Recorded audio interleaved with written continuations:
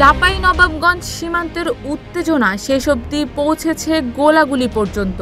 এক বাংলাদেশিকে লক্ষ্য করে শনিবার ভোররাতে গুলি চালিয়েছে ভারতীয় সীমান্তরক্ষী বাহিনী বিএসএফ। এতে হাবিল নামে ওই বাংলাদেশি আহত হয়েছেন।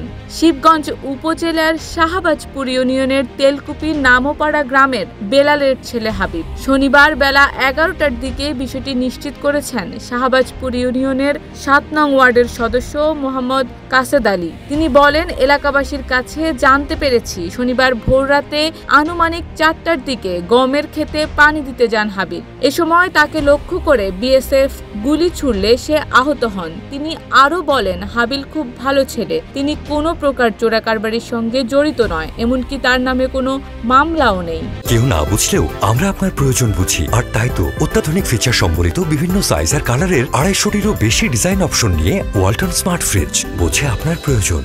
তবে মহানন্দা ব্যাটালিয়নের অধিনায়ক লেফটেন্যান্ট কর্নেল গোলাম কিবরিয়া বলেন অন্য তথ্য।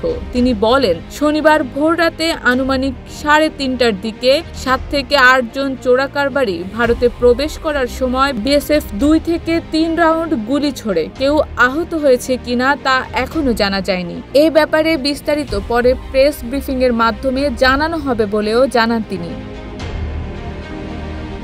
বাংলাদেশ ভারত সীমান্তের একটি অংশে কাঁটাতারের বেড়া নির্মাণ নিয়ে কয়েকদিন ধরেই এরকম উত্তেজনা সৃষ্টি হয়েছে। চৌকা সীমান্তের 12 গজের মতো অংশে কোনো কাঁটাতারের বেড়া ছিল না এবং সেই বেড়া তৈরির পূর্ব প্রস্তুতি হিসেবে ভারতের অভ্যন্তরে 100 গজ ভেতরে মাটি খোঁড়া হচ্ছিল বলে জানিয়েছিলেন 59 বিজিবি ব্যাটালিয়নের অধিনায়ক। নিয়ম অনুযায়ী সীমান্ত লাইন থেকে 150 গজের মধ্যে কিছু করা হলে সেটা অপর পাশের সীমান্তরক্ষী বাহিনীকে সঠিক নিয়ম মেনে অবহিত করতে হয়, যা এক্ষেত্রে ভারতের বিএসএফ করছেন না।